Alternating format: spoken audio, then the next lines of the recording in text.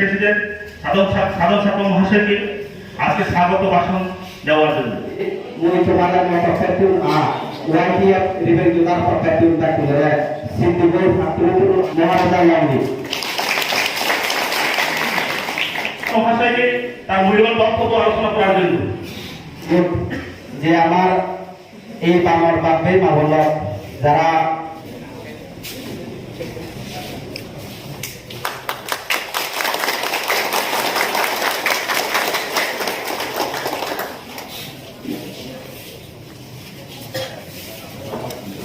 Block কমিটির chairman আমার president সাহেব, আজকে তীব্রামথার দিকে সারা ত্রিপুরা না সারা ভারতবর্ষের লোক চাই যে তীব্রামথা কি করছে। যারা বহিরাজ্যের পত্রিকা পড়ে সকালবেলায় Anandabazar, Jugantar, Telegraph, Hindustan Times, Times of India, প্রতাপবাবু নিশ্চয় আমাদের মতো কয়েকটি ইংরেজি পত্রিকা এখনো পড়ে, ওই সমস্ত পত্রিকাতেও ত্রিপুরার তীব্রামথা সম্পর্কে প্রায় সময় খবর থাকে। কয়েকদিন আগে হচ্ছে সেখানে লিখেছে টাইমস অফ ইন্ডিয়ার একটা ফ্রন্ট পেজে নিচের অংশে এরা লেখছে যে তীব্রামথা ইমার্জিং ইন ত্রিপুরা। এটা এই হেডলাইনটা দেখতে আমি পড়লাম যে তীব্রামথা ত্রিপুরাতে এটা জায়গা উঠতেছে দিনে দিনে, তার দলীয় কাজকর্ম শক্তিশালী হইতেছে। এটা আমার ত্রিপুরার যে সন্ধান পত্রিকার কথা না, দৈনিক সংবাদের কথা না, এটা অল ইন্ডিয়াতে কোটি কোটি মানুষ, আমেরিকাতেও যায় এই পত্রিকা টাইমস অফ ইন্ডিয়া। এখানে লেখছে তীব্রামথা ইমার্জিং ইন, এবং আর্টিকেলটার মধ্যে যখন পড়তে শুরু করলাম ওই আমার কাছে মনে হইল এক সময় যে আমি একটা বিশাল একটা পার্টির মধ্যে আছি। লেখছে ওইটার মধ্যে ইন দি নেক্সট 2023 ইলেকশন তীব্রামথা সে একাই ত্রিপুরার যে 35 থেকে 37টা সিটে সে নির্বাচিত হবে একা। এই কথা আশ্চর্যের কথা, এরা কিভাবে খবর কালেক্ট করতে? এদের তো এখানে প্রতিনিধি আছে, বিশ্লেষক আছে, এরা খবর নিতে। আগে তো আমিও এমএলএ ছিলাম, আমি ভাবতাম পেঁচার হলে কোনো চাকমা দাঁড়াইব, প্রমোদনগর বা রামচন্দ্রঘাটে কোনো দেববর্মা দাঁড়াইব। এটা আনঅফিসিয়ালি এইভাবে সব কয়েকটা ত্রিপ্রাসাদের মধ্যে রিজার্ভ সিট রেখে। আগে যে কেউ এখান থেকে এমএলএ হইতো, অরুণ কান্তি চাকমা বা সুশীল চাকমা, পরবর্তী সময় এখন দেখা গেল সান্ত্বনা চাকমা, কালকে যদি কেউ আয়ে তবু আমেরিকা চাকমা হইতে পারে।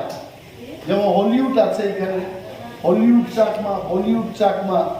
হলিউডে তো আমি নাম শুনে হাসাহাসি করছি, কথা তোমার নাম কি হলিউড ঠিক না এমনি হাতা নিচা করতেছে, কয় না দাদা আমাদের মা বাবার নাম ফালাইছে হলিউড। আচ্ছা, ভালো নাম লাগছে।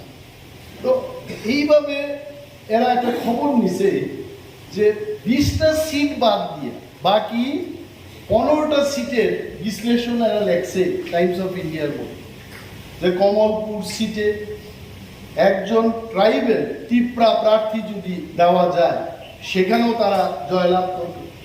দেখাইছে 44,000 ভোটের মধ্যে 14,000 হচ্ছে কমফোর্ট স্পিকিং, 8,000 সেখানে আছে মাইনরিটি মুসলিম এবং মণিপুরি, এবং প্রায় 9,000-এর কাছাকাছি জরা, মুন্ডা, সাঁওতাল। আমি কাউন্ট করে দেখলাম প্রায় 31 থেকে 33,000 ভোট বাঙালি ছাড়া অন্যান্য অবাঙালি অংশের মানুষ। তো 44,000-এর মধ্যে যদি 12-13,000, 14,000 বাঙালি থাকে, এখানে আমরা তীব্রামথার যে উদ্যোগ থানসা মানে ত্রিপ্রাসাদের মধ্যে থানসা আমরা নিয়ে যাব মাইনরিটি মুসলিম এবং মণিপুরীদের সাথে। এই থানসা যদি এইভাবে নির্বাচনে লড়াই করে, টাইমস অফ ইন্ডিয়াতে লিখেছে পানি সাগর পিছাই দিচ্ছে না, পানি সাগরের বিশ্লেষণ সেখানে দিয়েছে। তো এইভাবে এরা বলেছে 35টা আসনে তীব্রামথা আগামী 2023-এ ড্রাইভারের সিটে থাকবো। আগে তো আমরা 20টার মধ্যে এরা ড্রাইভার দিতে নারাজ। এনসি দেববর্মারা যখন আইপিএফটির নির্বাচনী আতাত করলো, কয়জনরে ড্রাইভারের সিটে বইছে? 9 জনরে। আর বাকি 11 জনরে সব হ্যান্ডিম্যান বানাইছে। এইখানে যে অনেকে বলে কয় আমরা ত্রিপুরা মন্ত্রীরা কোনো পাওয়ার নাই, পাওয়ার কেমনে থাকবো? কারণ তোমার তো আগেই কোয়া হয়েছে, দাদা যেভাবে কইব এইভাবে কাজ করবানি। আগেই কিন্তু গীতা বা বুদ্ধ ধর্মের যা ধর্মগ্রন্থ আছে এটা ছোঁয়া কইতে কয় আমি কিন্তু তোমার দাদা, তুমি যদি পেঁচার থলে এমএলএ মন্ত্রী হইতে চাও, আমি যেভাবে কইব এইভাবে করবা তো? হাত ছুঁয়ে পিঠা হ দাদা, আপনি যেভাবে কইবেন আমি এটা তো করবই, আরো বেশি করে আপনাদের খুশি করার জন্য আমি কাজ করব। তা আপনার জন্য গিয়ে সে কি কাজ করবো পারতাম। কিন্তু আমাদের তীব্রামথার উদ্দেশ্য হচ্ছে ত্রিপুরার কাছে ত্রিপুরা রাজ্য চালানোর ক্ষমতা আমাদের কাছে থাকতে হবে। আমরা কেউ হ্যান্ডিম্যান হইতাম। এই কারণে মহারাজা কিন্তু আমার অনেক দিন কইতে কই তুমি যাও পেঁচারথলের মধ্যে, ছামনের মধ্যে যাও, ছিলাছড়ি যাও, গন্ধাছড়া যাও, রৈশাবাই যাও। আমি বলছি এই সমস্ত জায়গা আমি কেন যাব? আমি কেন সিন্না মান্দাই যেতাম না, কেন খোয়াই যেতাম না, কেন কমলপুর যেতাম না? কইছেন না, ওইখানে আমাদের চাকমা অংশের মানুষ, এদের বোঝানোর জন্য কিছু লোক যারা বুঝাইতে পারে তারা যাইতেই। আমার ইচ্ছা আছিল আগের থেকে। সেদিন আমি সাধনরে দেখলাম, সাধন কিন্তু খুব বুদ্ধিমান লোক। তার ফোন পাইলে আপনারা দেখেন সাধনের ফটোটা আয়ে, আমার আয়ে না গেল। আমি জিজ্ঞাসা, তুমি ফোন করলেই তোমার ফটো কেন বাইশে উঠে? আমার তো উঠে না। আমি তো এটা তো সাংঘাতিক বুদ্ধিমান। সে তার ফটো দিয়ে কি সুন্দর, এই সাধন না কোন একটা মাঠের মধ্যে টি শার্ট পরে খুব সুন্দর একটা সময় এটা দিছে। এখন দিলে মনের মানুষের আজকে দুপুরবেলায় ভাত খেতে, কিন্তু ওই সাধন দেখতে খুব সুন্দর, এটা দেখতে। আমি সাধনরে কয়েকদিন আগেও কইলাম, সাধন পেঁচারথল আগামী 2023 তীব্রামথার হাতে আইতেইব। প্রত্যেক পেঁচারথলের বুথ কমিটি বানাইতেইব এবং যেখানেই তুমি প্রোগ্রাম করবা আমি সেখানে নির্দ্বিধায় আমি ওই সমস্ত প্রোগ্রামে আসব। আমার যতটুকু সাহায্যের দরকার আমি অনিমেষ দেববর্মা তোমাদের সাহায্য করবো সংগঠন তৈরি। কিন্তু আজকে আমি ভাবলাম এইভাবে যে সাধনকে কথা দিলাম, আজকে দেখি যাইতাম পারবো না। খাওয়াইছে আমরা 5:30টার সময়, আমার মুখ শুকাই গেছে। এরপরে সাধনের গলা শুননা হলিউডও কইল, দাদা আইলে খুব ভালো আসতো। কয় আমরা যদি এখানে লোকে পিটাই তো খুব খারাপ হবে। আমি যদি ফিরতে দিতে না, আমি দেখেন Chakma Debbarma, Chakma Jamatia, Chakma Aryan, there is no difference. আমি কোনো ডিফারেন্স নাই।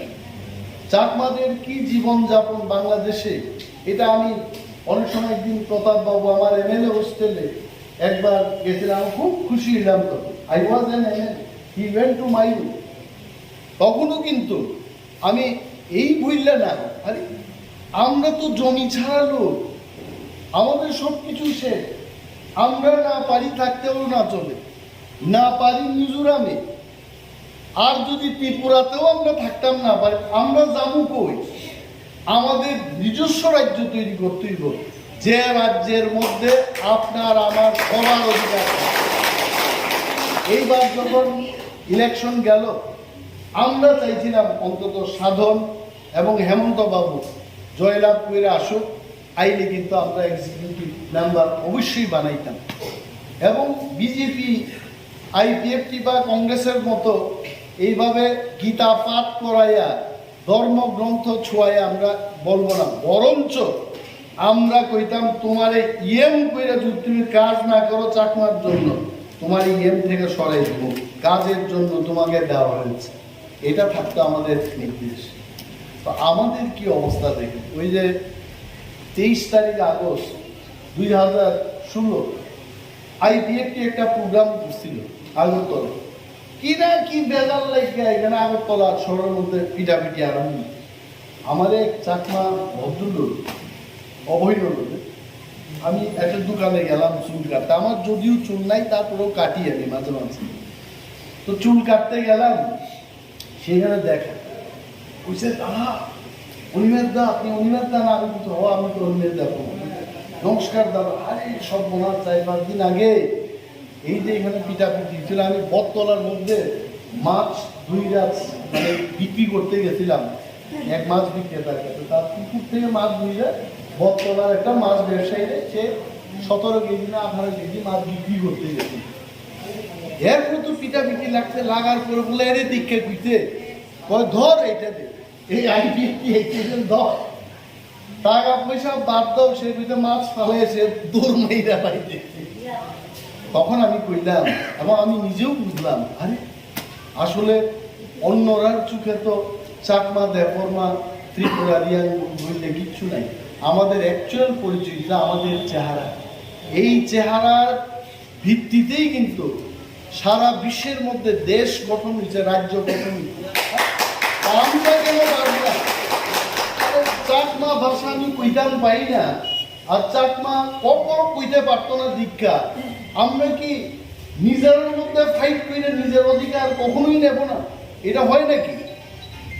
আপনি যে খাওয়া দাওয়া করেন আমরাও তো এটা খাই।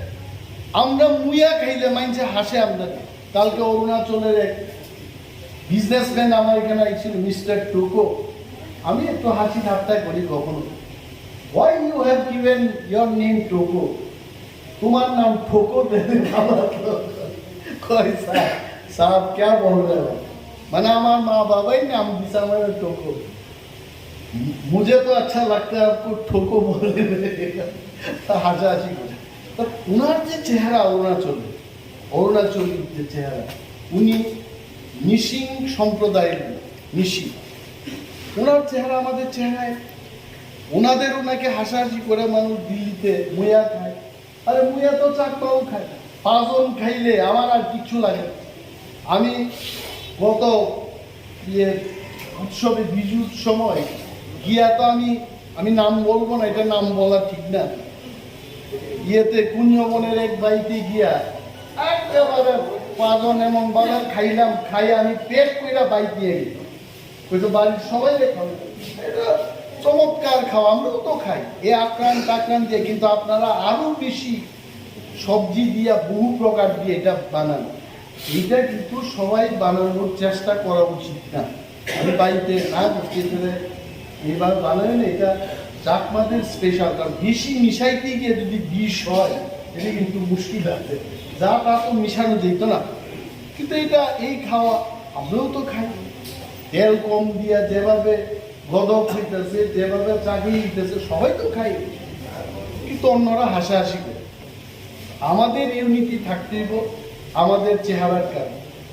আমরা জানি তীব্রামথা আসার আগে এই কাস্টমারি লরে নিয়ে কত প্রবলেম ছিল।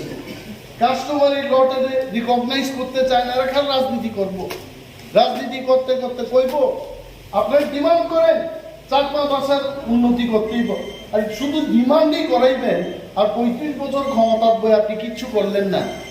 আমরা 6 মাসের মধ্যেই আমরা ঘোষণা দিলাম যে সমস্ত ট্রাইব হেডদের আমরা 5,000 টাকা করে দেব।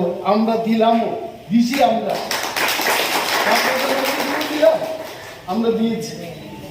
এবং এই যে চাকমা ভাষার উন্নয়ন আপনার কেন হবে না? আমাদের হাতে আমাদের রাজ্য থাকে, চাকমা কেন? মগ যদি পড়াশোনা করতে চাই তার নিজস্ব বাধা, আমিও নিবেন দেবমা এটা বাধা দেবেন না, আমি কে? আর আমাদের তো বুঝছে না এরা অনিবেন দেবমা রামদাও দিয়া কুপামু, তুমি যদি চাকমা ভাষা না শিখো, কেউ পুইছে আমারে? আরে এটা উনার ল্যাঙ্গুয়েজ, উনি পড়াইবেন, উনারা শিখবেন, আমার কি? আমার ক্ষমতা বলে যদি আমি দিতে পারি, তারা যদি আনন্দিত হয়, তারা যদি শিখতে পারে, আমি কেন দেব না? তো এটি কি কথা? কক বরফেও তো এইভাবেই নাচে। আপনারা মনে করেন অনেকে ভাবে এই কক বরফ যারা কয় এরা বাঙালির জায়গায় নিয়ে লাইতে, আর আমরা তারার জায়গা দেব, এটা ভুল। আপনারা বঞ্চিত, চাকমা ভাষা যারা বলে তারাও বঞ্চিত, কক বরক যারা বলে তারা আরো বঞ্চিত। এই বঞ্চিত লোকেরা একত্রে এখন ফানসার আন্দোলন করে আছে। আমরা যদি আমাদের স্টেটহুড আনতে পারি, কেন চাকমা ভাষার উন্নতি হতো না? কেন বুদ্ধ ধর্ম প্রচারের ক্ষেত্রে বাধা হবে আমাদের রাজ্যে? কেন চাকমা মহিলারা এদের পাশা তৈরি করবে না? হইছে করছে কখনো? কিন্তু আমরা এডিসিতে বই আমরা সিদ্ধান্ত নিলাম সারা ত্রিপুরা রাজ্যের মধ্যে যে যার মতো মহিলারা পাশা তৈরি করবেন, 300 কোটি টাকার ইনভেস্টমেন্ট আমরা আনছি এডিসির মধ্যে। আমরা তার বানাবো সবখানে। কেউ আসলে আগে মানছে কইতো এডিসির মধ্যে তো ক্ষমতা নাই। এখান থেকেও তো এক চাকমা মহিলা এক্সিকিউটিভ মেম্বার ছিলেন, উনি উনার যে কোয়ার্টারটা দেওয়া, এই কোয়ার্টারের মধ্যে থাকছেনই না উনি কোনোদিন। কিন্তু আজকে আমরা যখন পাইলাম, আমার কোয়ার্টারটাই ওনারা দেওয়া, এইটার রং টং কইরা এখন লাগাইয়া লাইট টাইট জ্বালায়, এটার মধ্যে আমি হাজার জনতা আইতাছে এর কথা আমি শুনতাম। খুলনান বাজারটার চেহারা ধীরে ধীরে পরিবর্তন হইতেছে তীব্রামক কাজে। যারা আগে 70 কিলো মাংস বিক্রি করতো, এরা বলে 300 কিলো রূপর মাংস বিক্রি দিতেছে খুলনান বাজারে। উন্নতি ইত্যাদি।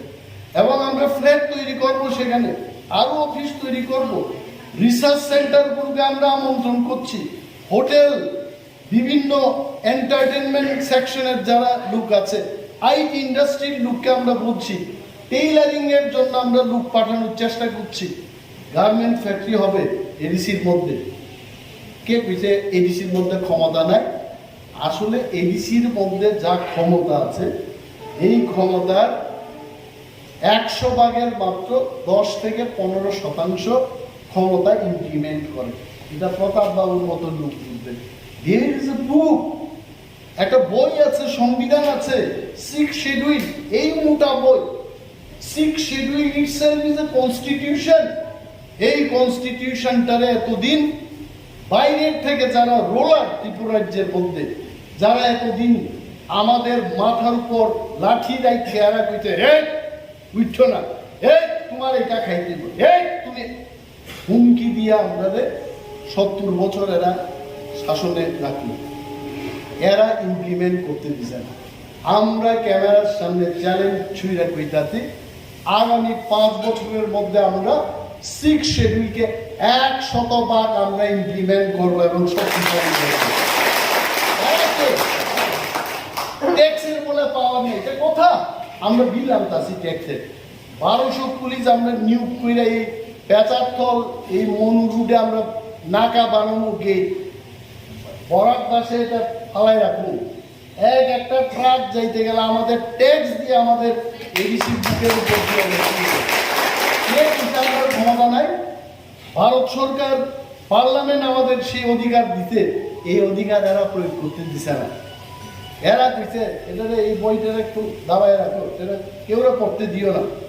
10 কপি বই আমি প্রথম অর্ডার দিলাম, যেই আইব প্রত্যেক ইএমকে একটা করে দেব। তারপর আরো 100-200 কপি আমি আনবো।